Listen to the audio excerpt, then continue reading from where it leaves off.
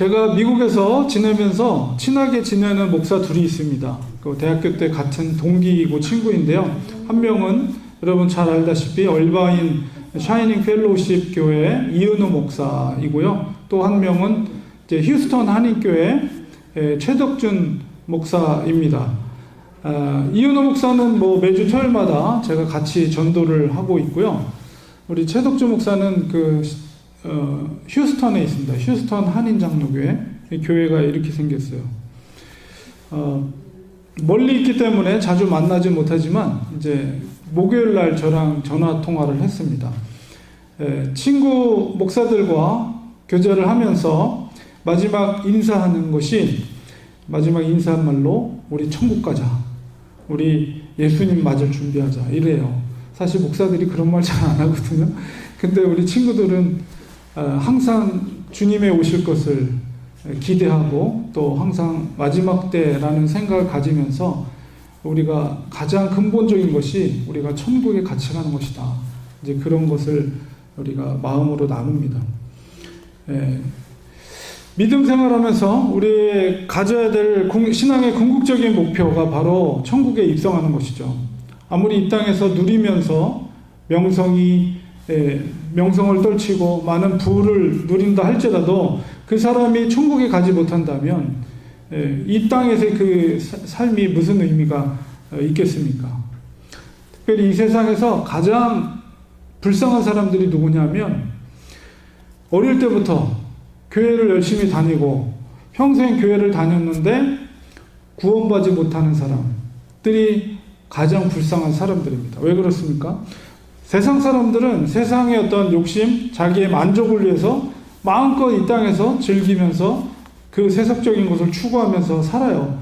그것에 대한 대가를 치르는 것은 당연한 것이죠. 구원받지 못하는 것은. 그런데 교회를 오랫동안 다녔는데도 구원받지 못한다는 것은 얼마나 그게 안타까운 일이고 가슴이 아픈 일입니까? 근데 왜 그렇게 구원을 받지 못할 것인가 라고 할 때 바로 오늘 본문 말씀 속에서 그 의미를 왜 그런가 그 의미를 발견하게 됩니다.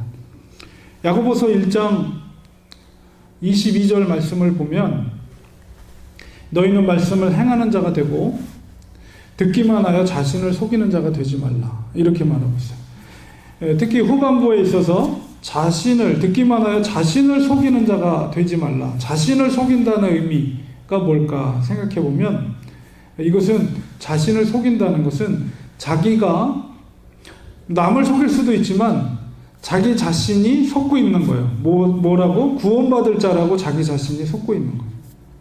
하나님의 말씀을 듣고 또한 그것을 알고 있지만 그것을 행하지 않을 때에 그가 하는 말씀이 효력이 없다는 거예요. 그 말씀이. 우리가 사실 이 말씀을 잘 묵상해 보면 얼마나 그것이 두려운 말씀인지 모릅니다. 아무리 어릴 때부터 교회를 다니고 수많은 설교를 듣고 하나님의 말씀을 읽고 지식적으로 알고 있어도 그것을 행하지 못하면 그 말씀에 대한 지식은 죽은 것이다. 야고보서는 계속 그렇게 얘기하고 있어요. 결국 죽은 것이라는 건 뭐예요? 그 믿음은 구원에 이르는 믿음이 아니라는 거죠. 그러니까 그것은 자기 자신이 속고 있는 거예요. 자기 자신이 좋은 믿음, 구원받은 믿음이라고 그렇게 속고 있는다는 것이죠. 우리 지난 목요일 날에 우리 최덕준 목사님이랑 전화 통화를 하면서 이제 서로 간에 이제 목양의 이야기를 나눕니다. 주로 이제 저는 듣는 입장인데 그 교회에 저희 휴스턴 한인교회 이제 교회 이야기를 들었어요.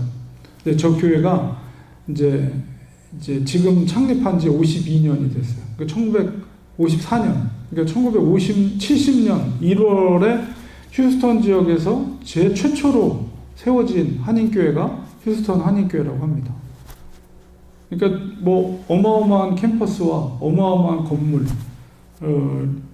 있는데도 그 최덕준 목사님이 가신 지 한 3년 됐나요? 2년 좀 넘고 3년째 됐는데 처음에 갔을 때 이제 50여 명이 남은 교인들이 1000명이 넘는 교회였대요.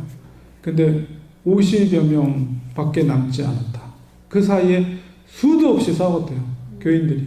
수도 없이 싸우고 갈라지고 그러면서 이제 거기에 교회들이 많이 생겼대요. 갈라진 교회들이. 근데 이제 최석준 목사님 가셔서 그래도 지금 한 80여 명으로 교회가 이제 성장을 하였다고 합니다. 근데 참 기가 막힌 노릇은 여전히 그 장로들 사이에서 감정적인 싸움이 지금도 발생하고, 얼마 전에 여름 휴가를 간 사이에, 목사님이 안 계신 사이에 장로님 두 분이 멱살 잡고 싸운 거예요, 교회 안에서. 그러니까는, 그리고 이제 교회가 한바탕 소란이 일어난 거죠.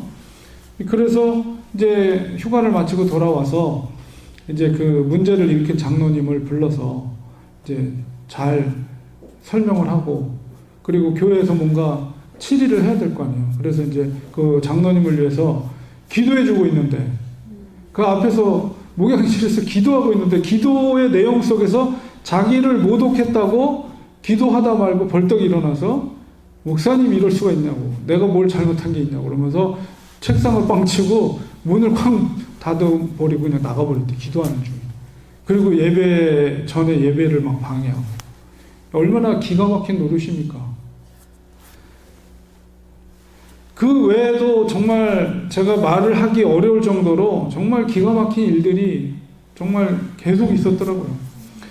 근데 이제 이런 이민교회 현실, 이런 류의 유사한 일들이 사실 이민교회에 많이 발생을 합니다. 웬만한 교회들은, 큰 교회들은 한 번씩은 다 싸우고 갈라지고 막 그런 현실을 아마 여러분도 잘 아실 겁니다. 왜 이런 일들이 생기는가. 그리고 특히나 이제 장로님이란 분들이 어떻게 그럴 수 있나 생각이 들고, 정말 과연 하나님을 경외하는 분들일까라는 생각이 드는 거예요. 하나님을 두려워한다면 어떻게 그런 일들을 행할 수 있을까. 그래서 아무리 교회를 오래 다니고 정말 교회를 통해서 겉으로는 많은 업적, 근데 이제 돈은 많은 분들인 것 같아요. 제가 보기엔 남아있는 분들이 돈은 많으신 분들.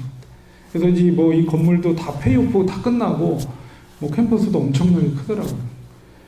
그럼에도 불구하고 그 큰 교회, 넓은 교회 예배당에 교인들은 몇 명 안 남았고, 처음에 갔을 때는 여전히 그 안에서도 계속 싸움은 계속 끊이지 않고, 그러니까 소문이 난 거예요. 소문이.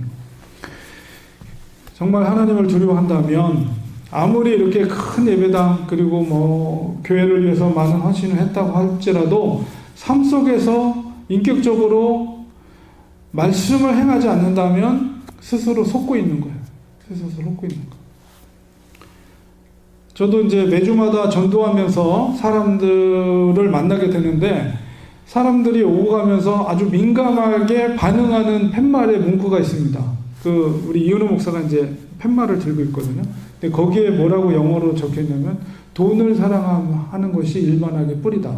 이제 그 성경 구절을 적어 놨어요. 그러니까는 물론 이제 믿는 사람들은 그냥 특별하게 뭐 문제 제기를 하지 않지만, 불신자들은 그걸 보면서 한마디씩 하면서 가요. 그러니까는 돈을 버는 게 뭐가 잘못이냐, 돈을 추구하고 사는 게 뭐가 잘못이냐, 그런 생각이죠.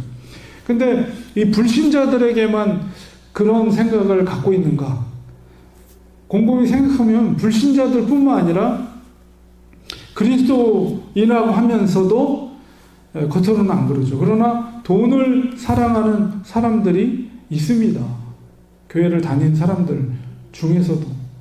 심지어는 목사님들 중에서도 겉으로는 표현하지 않지만은 은근히 높은 자리, 더 물질적으로 더 많은 것을 받을 수 있는 자리, 물질을 추구하는 것을 사실은 보게 되죠. 겉으로는 그렇게 말 안 하지만.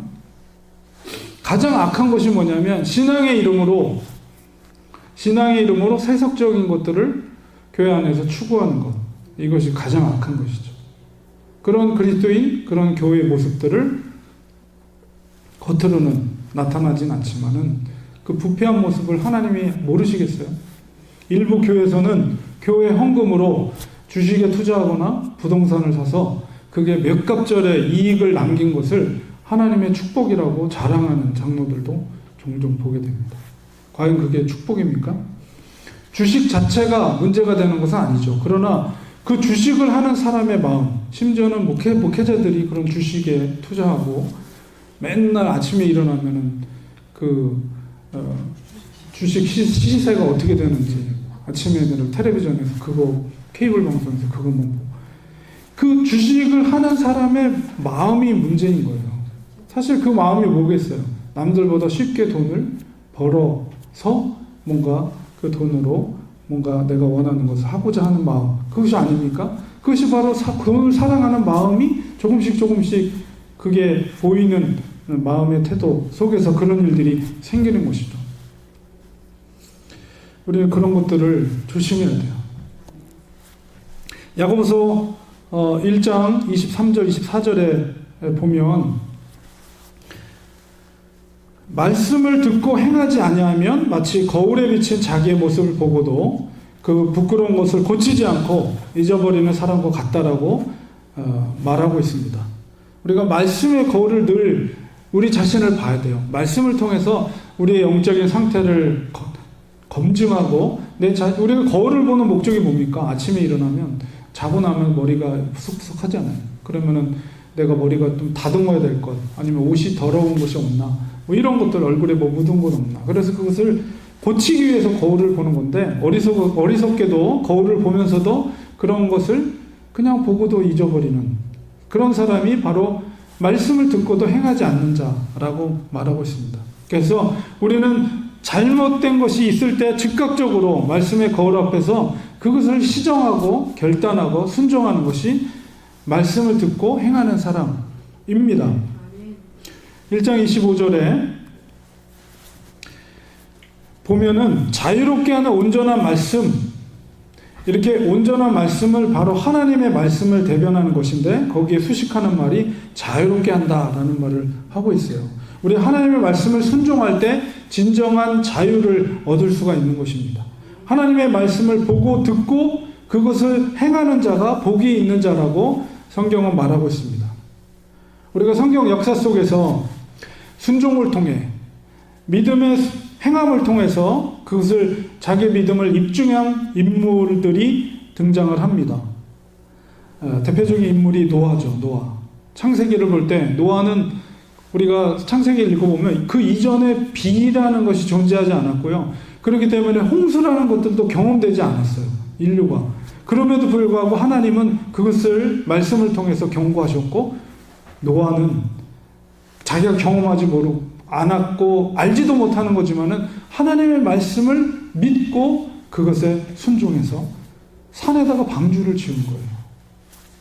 노아의 순종, 그 당대에 노아는 의인이었다, 이렇게 말하죠. 모든 인류 가운데 유일한 의인으로서 하나님께 성경에 인정해 주니 얼마나 복된 것입니까? 그리고 노아의 순종이 만약에 없었다면 예수님의 모용, 노아의 그 구원의 방주는, 그래서 우리가 무지개를 볼 때마다 하나님께서 물로 다시는 인류를 심판하지 않겠다는 약속을 우리가 상기하는 거잖아요. 그건 바로 예수님의 구원의 모형이에요. 그 노아의 순종이 있었기 때문에 우리는 예수님의 모형으로서의 구원의 존재를, 그 사건을 우리가 깨닫게 되는 거죠. 무지개를 볼 때마다. 또한 두 번째는 아브라함의 순종입니다. 아브라함은 고향을 떠나 알지 못하는 곳으로 가라는 하나님의 부르심에 순종했어요. 쉽지 않죠.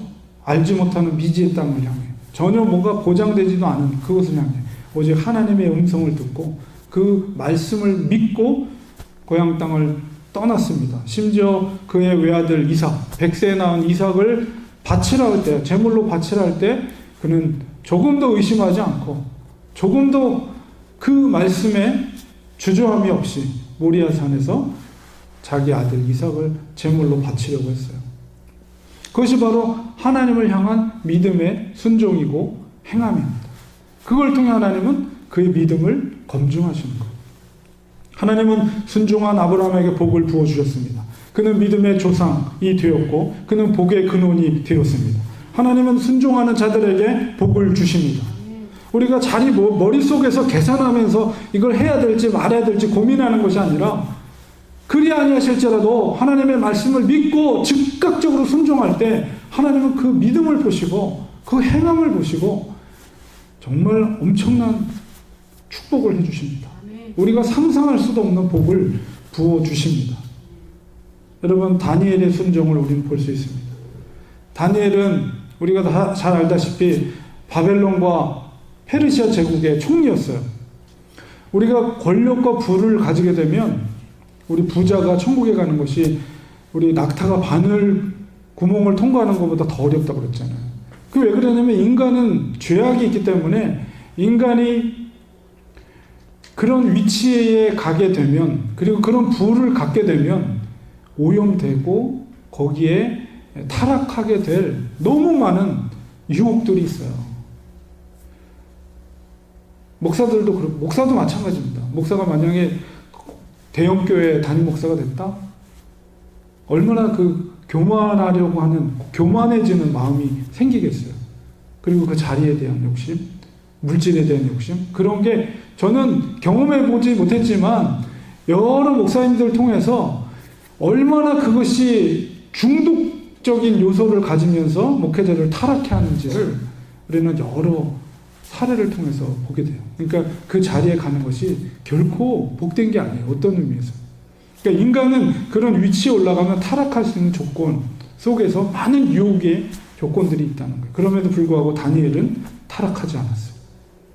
다니엘은 달랐습니다. 그런 제국의 총리였지만 어떤 상황 속에서도 다니엘은 제국의 황제 앞에서라도 그는 하나님의 경건을 지켰어요. 그가 섬겨야 할 진정한 왕은 바로 하나님뿐이었기 때문입니다. 그는 심지어 사자굴 속에서 사자의 밥이 되는 한이 있더라도 하나님께 기도하는 것을, 예루살렘을 향하여 우리의 민족이 70년이 포로세기가 마치면 다시 회복되고 복귀할 것이다. 귀환할 것이다. 그걸 얼마나 기도했겠어요, 다니엘이. 그것을 위해 기도하는 것. 하나님을 경외하고 하나님을 향한 경건, 자기가 조금이라도 죄로 인해서 경건을 상하게 되는 것을 그는 두려워하며 하나님을 경외하였습니다. 하나님은 그런 다니엘을 기뻐하셨고 그를 황제 다음으로 가장 높은 자리에 높여주셨고 그 황제가 오히려 하나님을 경외하는, 하나님을 찬양하는 다니엘을 통해서 그런 고백을 하게 되죠. 그리고 다니엘은 예루살렘 귀환을 위한 그런 기반을 닦아놓은 것입니다. 얼마나 멋지게 다니엘이 쓰임받았습니까? 말씀을 듣고 행하는 자들을 하나님은 높여주십니다. 믿음의 조상이 되게 해주시고 때로는 물질의 복을 부어주시고 자녀에게 복을 주십니다. 요셉이나 다니엘처럼 하나님은 정말 높은 자리로 올려주십니다. 그런 순종의 사람을 통해서 정말 하나님의 위대한 일들이 확장될 뿐만 아니라 그 믿음의 조상들, 그 위대한 믿음의 사람들이 바로 천국에 입성하는 거예요. 복음은 결코 값싼 복음이 아닙니다. 믿음의 대가를 치루어야 합니다. 우리가 no cross, no crown, 십자가 없이 부활의 영광이 없는 거예요. 구원에 이르기 위해서는 바로 이 행함 있는 믿음으로 하나님께 우리의 믿음을 보여드려야 합니다.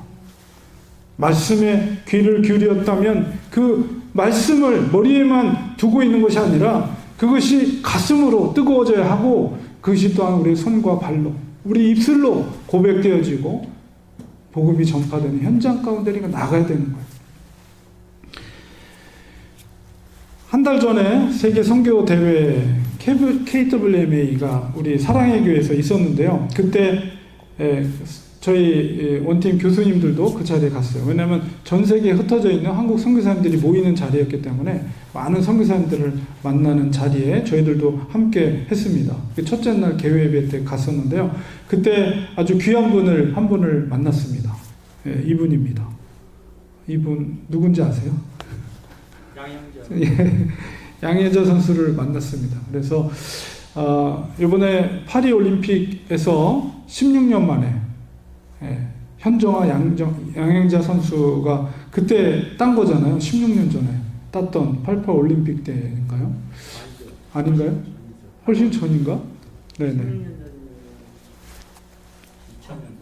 그렇죠. 2000년 올림픽 88은 아니고 어쨌든 16년 만에 탁구 여자 탁구에서 복식에서 동메달을 이번 프랑스 대회에서 올림픽 대회에서 따게 됐는데요.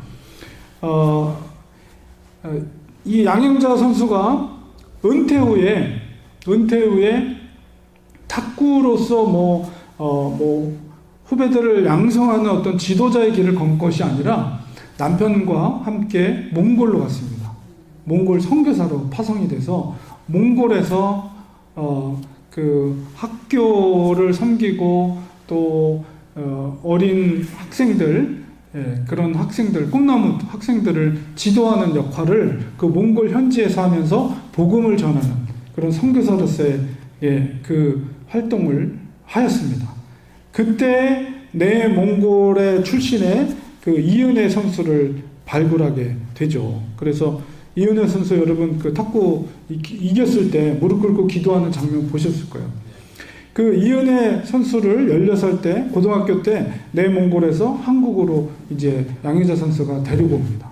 그래서 한국에 귀화시키고 10년 동안 꾸준히 이제 실력을 쌓아요. 그 당시만 해도 그렇게 실력이 뛰어나지 않았대요. 근데 열심히 또 가르치고 해서 꾸준히 이제 실력을 올리게 됐는데 이제 이번에 올림픽에 이제 출전하는 규정 가운데 세계 30위 안에 랭킹 30위 안에 들면은 자동으로 올림픽 선수 규정에 따라서 남자 선수는 3명이 자동 출전할 수 있는 출전권이 주어지고 여자 선수는 2명이 이제 자동 출전권이 주어지는데 그래서 신유빈 전지 선수가 그런 출전권이 주어져서 경쟁 없이 이제 올림픽의 대표 선수가 됐고 그런데 이은혜 선수는 39위라서 경쟁을 거쳐서 이제 7명의 선수가 경쟁을 거쳐서 국가대표로 이제 치러지게 됐는데 18경기를 했는데 전승으로 이겨서 국가대표로 발탁이 됐다고 합니다.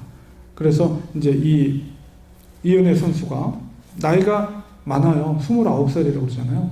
나이가 많은 선수인데 이 선수가 이제 단체전에서 이제 동메달을 따게 된 것입니다. 그게 이제 16년 만에 이제 여자 단체전에서 올림픽 메달을 따게 됐고 첫 번째 첫 소감이 뭐냐면 모든 걸 하나님께 영광을 올려드립니다. 그런 인터뷰를 하게 되었습니다. 정말 이 대한민국의 쾌거 뒤에는 말씀에 순종했던 하나님의 사람들이 있었습니다. 바로 이 양영자 선수가 하나님의 말씀에 순종하여 은퇴 후에 몽골로 선교사로서의 길을 가지 않았다면 오늘날의 양영자 선수는 존재하지 않았을 거예요. 그러니까 지금 파리에 계시거든요. 파리에서 지금 선수들을 격려하면서 또 이제 주중이나 주말에는 파리에 있는 한인교회 가서 이제 간증 집회를 하고 계시고 아마 내일 귀국하는 걸로 알고 있는데 바로 이런 양영자 선수가 있었기 때문에 오늘날의 이은혜 선수도 존재하고 있는 것입니다. 하나님의 말씀에 순종하는 사람들을 통해서 더 많은 하나님의 사람들을 부르시고 그들을 사용해서 하나님의 영광이 나타나게 하시는 것입니다. 우리 잠깐 인터뷰하는 거 영상을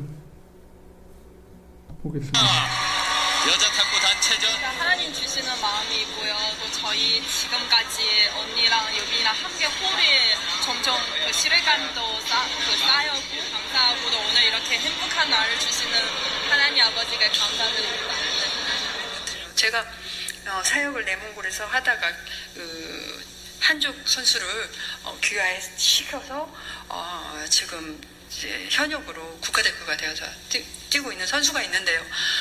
초반에 와가지고 7년 동안을요 공황장애를 앓고 있는데 그 제자를 돌보는데 너무 지치더라고요. 너무 힘든 거예요. 하루는 운전을 하고 옆에 태워서 올림픽 대로를 가는데 갑자기 막 숨이 안 쉬어진다고 발작을 막 일으키면서 너무 당황이 돼서 한쪽으로 차를 세우고 막 이거 어떻게 해야 되지 하면서 하나님께 기도하면서 요즘도 매일 이제 말씀으로 이제 큐티한 거 말씀 보내고 전화로 기도해주고 이렇게 하면서요 이 제자가 회복이 됐는데요 내년에 작년부터 있었던 큰 대회, 이제 종합선수권 대회, 또 프로리그 탁구 단식에서 또 금년에 세계 국가대표 선발전에서 1등을 하고요. 하나님 앞에 감사 기도를 드리고 인터뷰를 하면 하나님께 감사와 영광을 돌린다라는 그런 모습을 보면서 너무나 하나님 앞에 이제 감사가 되더라고요. 하나님의 말씀을 붙드셔야 합니다라는 것이었어요. 히브리서 4장 12절에 하나님의 말씀은 살아있고 활력이 있어서 좌우에 날새는 어떤 검보다도 예리하여 혼과 영과 및 관절과 골수를 찔러 쪼개기까지 하며라는 말씀처럼요. 하나님의 말씀이 살아있기 때문에요. 혼과 영과 및 관절과 골수를 찔러 쪼개기까지 하시더라고요. 사람을 변화시키시더라고요. 저는요, 이런 하나님의 말씀을 붙들면서요, 제 영혼이 다시 살아났기 때문에요. 이제 제가 가장 중요하게 생각하는 것이 이 하나님의 말씀을 붙드는 일이 되었어요. 정말 간절했어요. 한천원이랑 같이 간절하게 기도하는 그런 기억이 나요. 네네. 아무튼 88년도 금메달 따시고 뭐 대단했죠. 뭐 올림픽 이후에 전 지도자 생활을 좀 하다가 결혼을 하고 그리고 몽골에 갔거든요.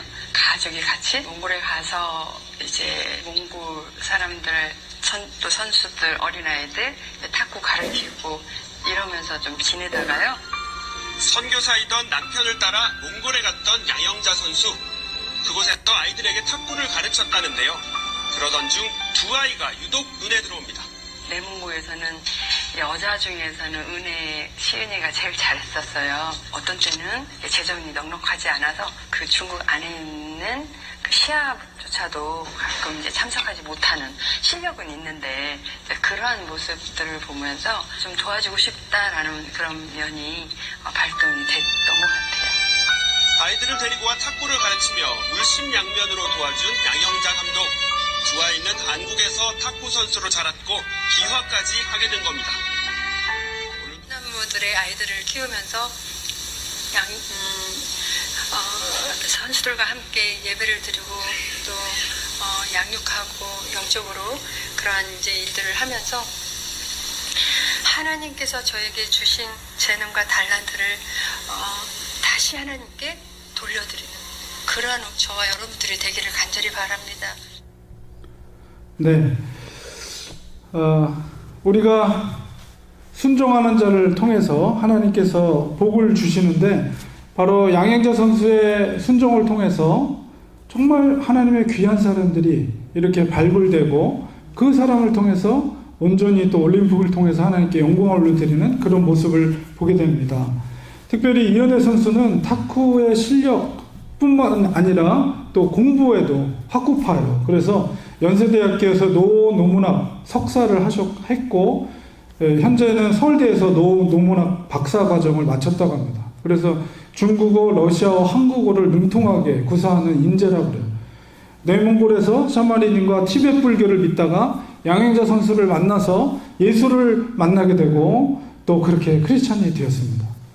16세에 귀화해가지고 언어, 문화의 장벽을 뛰어넘어서 선교적인 모델로서 귀감을 보이고 있어요. 단순하게 탁구 선수를 넘어서 앞으로 하나님이 이 자매를 통해서 어떤 일들을 행하실지 너무나도 기대가 됩니다. 우리가 하나님 앞에 순종하는 자를 통해서 하나님의 역사는 이루어집니다. 그리고 그 순종하는 자들은 무슨 복을 받기 위해서 하나님이 복을 주시니까 순종한 것이 아니에요. 아브라함과 다니엘 같은 믿음의 사람들은 그 복을 바라보면서 순종하는 것이 아니라 그저 믿음과 아니면 죽음의 길, 그 극단적인 갈림길 속에서 조금도 주저함이 없이 하나님이 나의 하나님 되심을 믿고 결단하여 믿음의 길을 간 결과 하나님은 그 믿음을 보시고 그 사람들을 복의 근원이 되게 하시고 높은 자리로 하나님이 올려주신 것입니다. 우리들도 결과를 생각하지 말고 오직 믿음으로 결단하고 행하시길 바랍니다. 어떤 상황 가운데 있을지라도 믿음의 길을 선택하고 순종할 때 하나님은 그 길 가운데 동행해 주시고 우리가 전혀 상상하지도 못하는 방법으로 하나님은 신령한 복을 베풀어 주실 것입니다. 우리의 믿음을 행함으로 하나님께 보이시고 우리 모두가 정말 천국에 들어가는 것, 그것보다 더 귀한 복이 어디 있겠습니까? 그 천국에 가면 여러분 만나고 싶은 사람 많이 있죠.